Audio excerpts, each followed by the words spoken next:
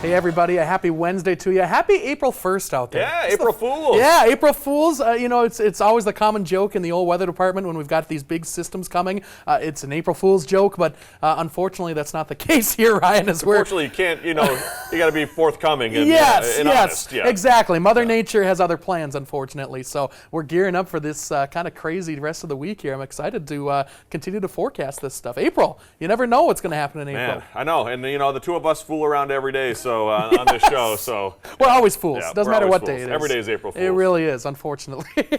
But good. Coming up today, though, on today's show, of course, we're going to be joined by a member of the United States Postal Service who's here to talk about an annual day of giving, hearing how you can help stamp out hunger. George, a very nice man that we just got the opportunity to chat with a little bit. Yeah, so for the folks living out of Park Point, George might be your mail carrier. Yes! And, also, you want to give a quick shout out to all the folks who are mail carriers in Zone 2, including a certain Justin. Yes. So thanks for all that you do for our community. Rock on, Justin. We just made a video for you, so look out for that in a little bit here. It's going to be awesome. Watch it. Yeah, right? So we're rocking and rolling. And I meant to share this video with you all yesterday, but I went to a concert at First Ave in downtown Minneapolis. Love First Ave. But back on Friday night, Hunter, I was telling you a little bit, I got to experience my first ever mosh pit. And I got to tell you, we saw a band that was playing all the, punk rock, angsty, emo classic songs. It was a lot of fun. But my buddy said, dude, you got to get in there. You got to get in the mosh pit. And I go, I don't know what I'm in for, because one of my best friends loves doing that. He goes to those heavy metal concerts where everybody's in the circle pushing each other around, and it looks very violent. Yes. But if you're prepared for it and you go in with a positive mindset, it was a lot of fun. It's weird because there's actually like mosh pit etiquette, and people, if you fall on the ground, they'll lift you back up. But it looks very violent. You're exactly right. I've done one a couple of times because my other buddy is in a metal band, and so I've gone to a couple of his shows. But what was your experience like when you were in there? Oh, it was great. You have to know what you're going to be in for. So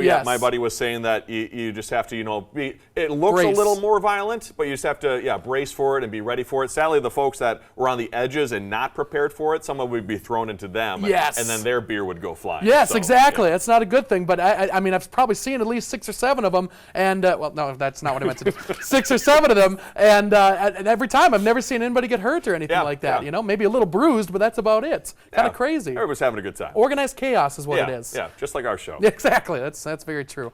With today being April 1st, Apple is celebrating its 50th anniversary, marking 5 decades since its founding in 1976. Apple changed the course of personal computing and then brought a revolution to the mobile market with the iPhone. Apple now has a market value of almost $4 trillion, placing it among the most top valuable public companies globally. You got any stock in Apple there, Ryan? I don't know. I would assume so. Sure. One of those ETFs or whatever they call it. NFTs? Yeah, not that. That's a different thing. That's a different thing. Oh, sorry. I don't know anything about anything. But at that concert that I was talking about, too, they were talking about, grab your old iPod Nano and let's scroll on these old songs. Do you know how awesome that would be to be able to go back and look at what the playlist was back in, 2006 or something like that? That'd be so good. Oh, a lot of Akon, probably. A lot of Jason Derulo. Flo Rida, just weird. Eminem, too. Yes, yep. All the goodies. Classic. Let's talk about another goodie. Costco turning heads with a very unusual and very viral new item. However, it was only available in Washington, D.C. A hot dog-themed bourbon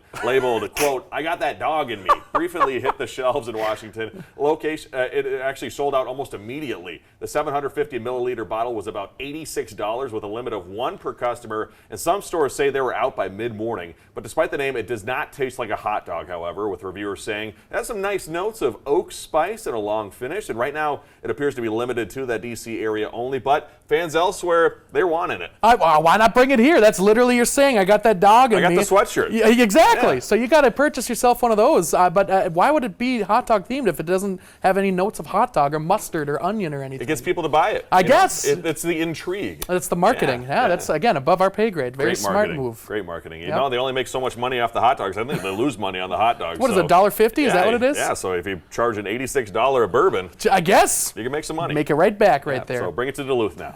If you tend to hit that wall around 3 or 4 p.m., your brain is likely the one to blame. Daniel Pink, who is an author who writes about human behavior, explained that in an Instagram post that said, your brain simply does not perform its best in the afternoon, pointing out that car accidents actually increase between the hours of 2 and 4 p.m., and that standardized test scores tend to drop when exams are taken around then too. So the reason there's a biological dip in energy and focus about 7 hours after you wake up. So you should avoid making big decisions between 2 p.m. and 4 p.m. Luckily, we're getting ready for a big show at 4 o'clock, right around that time, the old 4 p.m. newscast. But I feel that actually kind of boosts me a little bit because we have the 4 p.m., so I'm always like kind of getting jazzed up and getting ready to go, you know? I think it's the waiting, though, for the 4 p.m. Yes. You know, it's like you look over the show, and, you know, I usually finish looking over the show like 30 minutes before to the show. Yeah. And it's like those 20 minutes, man, my brain starts, you know, slowing down. That's true. And then you go live on there, and it's like, oh, what am I talking about? There's some days where it's like, oh, my gosh, I don't know what I'm saying right now. This is my job, and I need to be at the top of my game. Got to focus right now. Hopefully, the big decisions you're making between 2 and 4 is that you're getting ready to watch the 4 p.m. on CBS. Maybe that's a benefit to us when your brain isn't working as well. You know, you might want to watch us more. I don't know why, but that might be the reasoning, right? Might be the case.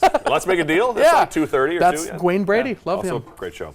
Let's get to a sweet father-daughter tale. A group of dads went viral after coming together at a London pub to learn how to braid their daughter's hair. The event saw 35 dads learning a variety of hairstyles, and that footage certainly sparked a viral moment, gaining over 26 million views on Instagram and more than 9 million on TikTok. That's right up there with like the tea parties and everything like that. The makeup. I wonder if any of our parents around here have had the pleasure of learning how to do that or anything like that. Have you ever had to do a braid? Being a brother of 2 sisters, I definitely tried to, to put their hair in a ponytail sometimes when I was younger. Like, knowing that the braid, you got to go over and under, and so I probably don't have that skill set anymore. Did your sister ever put makeup on you?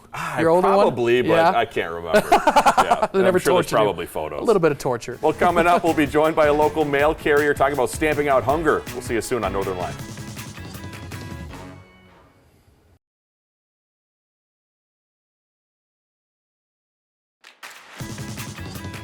Welcome back, everybody. Coming up in May, letter carriers across the country will be hitting their routes and collecting your non-perishable food donations as part of the nation's largest one-day food drive. That's true, and here to tell us all about is George Rennan with the United States Postal Service. So, George, thank you so much for being here today. Thank you both for having me here. Of course. And got to start off, of course, I love the name that you have here with the Stamp Out Hunger. And tell us all about it. What exactly is this program that you folks are going to be running here? Stamp Out for Hunger, we're as letter carriers from the National Association of Letter Carriers are collecting food on the second, actually Saturday of May, which this year it's May 9th. Okay. And we are starting to have all carriers pick up food along with volunteers that we really need.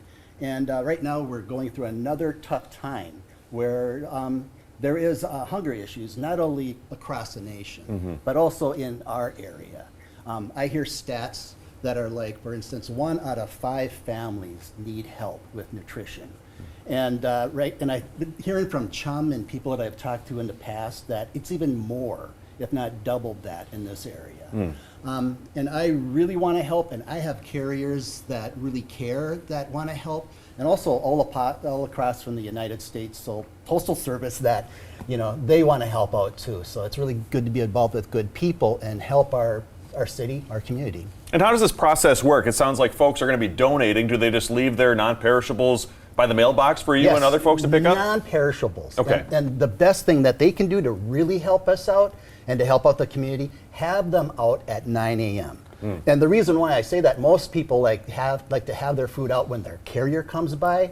However, carriers got a lot of food to carry. So we're going to send out volunteers, and we'll start having them go out at 9 o'clock so they can go ahead and pick up. So that means less work for the carriers to pick up. And the more helpers we have, the easier it's going to be for the entire city. And can you give specific examples of what maybe folks should not be giving and what folks should be giving, Because I'm sure you get a lot of things that you probably, you got to throw away or something like that. Well, what really helps, and especially now that I mentioned how kids are hurting with hunger issues, peanut butter, cereal. Oh. These are the really good things that can really help out this year. Try less glass products and more canned goods. Okay. I mean, that's what's really going to help out this area. I was wondering too. I'm glad that. Do you need more volunteers? Because I was assuming that the mail carriers would come pick up. You have so much mail in your truck. I was wondering how you even have room to put the donations in your truck. That's insane. Yes, my family has always helped out, and it's been really fun to have my family check out my routes. With this, it's kind of like the less we can put in their vehicles, the better it is. So we are going to look for volunteers. And the best way we can do that is by emailing me at fooddriveduluth@gmail.com. I mean, the more help, the much better it's going to be for everyone. Can you talk a little bit about the history of this and where it all started and how long it's been going on? I know there's been a little break in this with the local office, I believe, and how long it's been going on. It started back in 1991, and it spread through a lot of the offices throughout. I mean, this is a national food drive. It's like the second biggest food drive of the year. So it started in 91, and it kept growing. Then we have been consistently doing it. If I look back at stats, more mid-90s. I think I looked back as far as 96 that our local area has done it. And as you mentioned, there has been breaks. And there was the pandemic that happened. Also, it was like work shortages. We didn't have enough employees to cover. Everybody everywhere was hurting. So the last time we had a food drive was 2019. Okay. With a lot of good people from the United Way.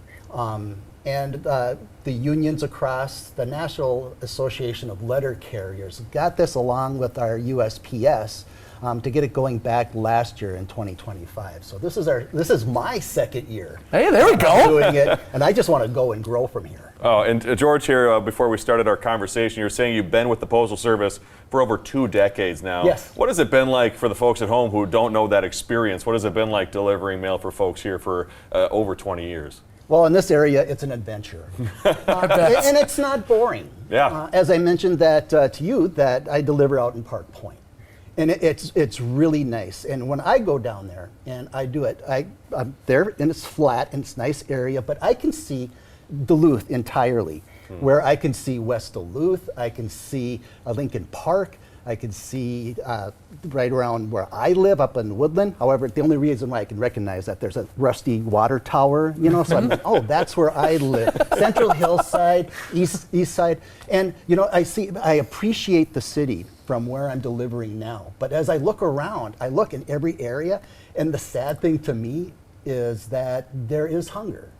There is hunger, not only in our community, but along with our neighbors. So, I mean, this is where I feel like this is the opportunity where I can help out. And, the Postal Service gives me this opportunity where I really want to help and I can get help. That's wonderful, George.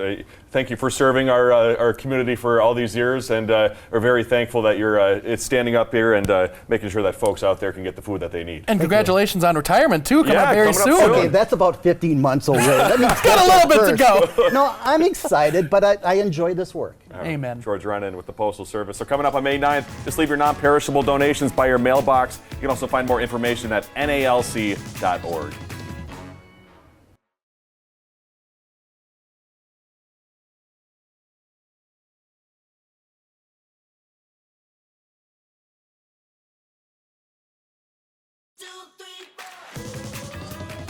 Welcome back. Certainly great talking with George. What a wonderful guy. Yeah, super awesome person. And off camera, you didn't hear it, but he did an awesome Kermit the Frog impression, which you might have to incorporate sometime on these airwaves. Not only talking as Kermit, singing Kermit the Frog, singing Old MacDonald. With Piggy, Miss Piggy. With Miss Piggy. That was also a very good friend with Shania in the back scene. So she's known him all her life pretty much. So pretty cool to see that too. Wonderful guy. Yep. Well, as of the time of this recording, there are still some airports out there experiencing long security lines due to TSA workers calling out due to not being paid during the shutdown. So with those long wait times, I've actually seen a couple reports online, Hunter, of folks who are now making money by going into the TSA lines, being paid by other people to wait there until they get there. Are you serious? I think it's a very smart business idea. Hey, that's how capitalism works. You take advantage when you can. That's fantastic. I think. I would assume there'd be a lot of folks out there that'd be upset seeing somebody else, jump the line. Yes. But then you'd probably have to sit down and say, hey,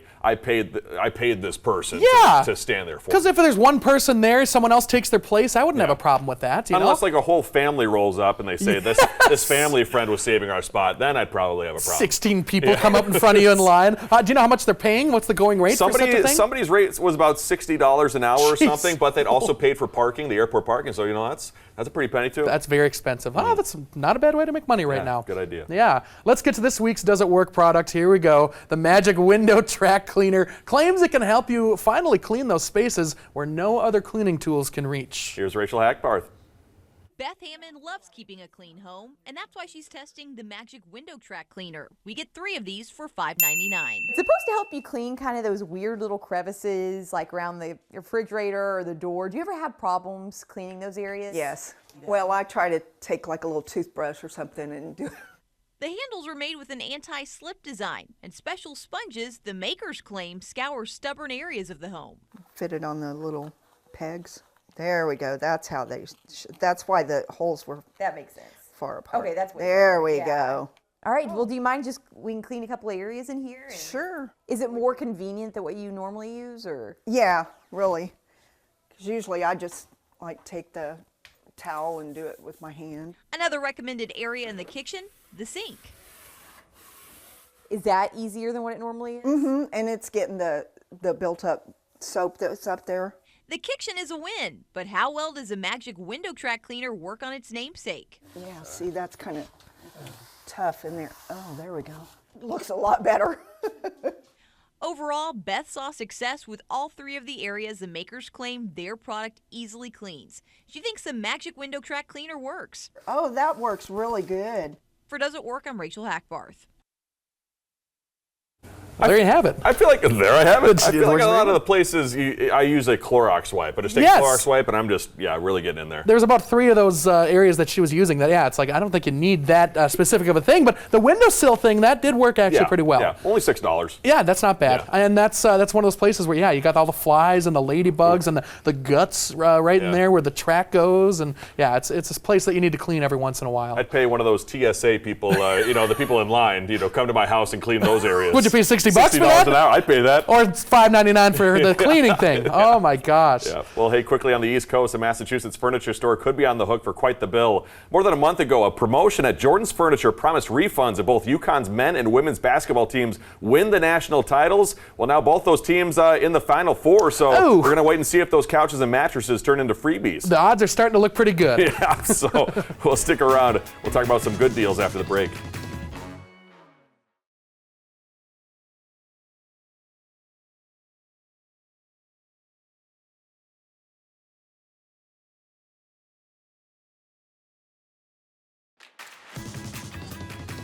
Restaurants are gearing up for National Burrito Day, slated to take place tomorrow, with Qdoba offering a free entree with the purchase of an entree and a drink for National Burrito Day. The chain is calling on fans to block the burrito hour by stepping away from work and taking a real lunch break with some friends. And as for Chipotle, rewards members have the chance to play to win free burritos for a year, a BOGO entree, and free double protein to enjoy on National Burrito Day. I love me a good burrito. Those kind of burritos, especially the Burrito Union ones that we made, it's like, how do you fold those things up? I cannot imagine the amount of work and elbow grease that you have to use to fold that up. Probably a lot of practice and a lot of wasted burritos. Yes, seriously. You might have to use one of those window cleaners to clean up afterwards. Start folding it with it. Ugh. Also, before we go, Dairy Queen is joining fans in hoping for warmer weather with their new Blizzard treat collection. They're featuring a new Strawberry Angel Food Cake Blizzard, as well as 2 returning fan favorites, Cotton Candy and S'mores. I never got to try the Cotton Candy one. Cotton Candy one is pretty good. Shania, which one did you have? She had the s'mores one last night. She said that one was great. That does sound good. I love the graham cracker that they use for that. My goodness. Remember when we made those blizzards? Yes! You're hanging on pretty hard to that little cup to make sure that thing doesn't go flying. And don't plan to go on air with your shirt afterwards, because you got stuff all over the place. Not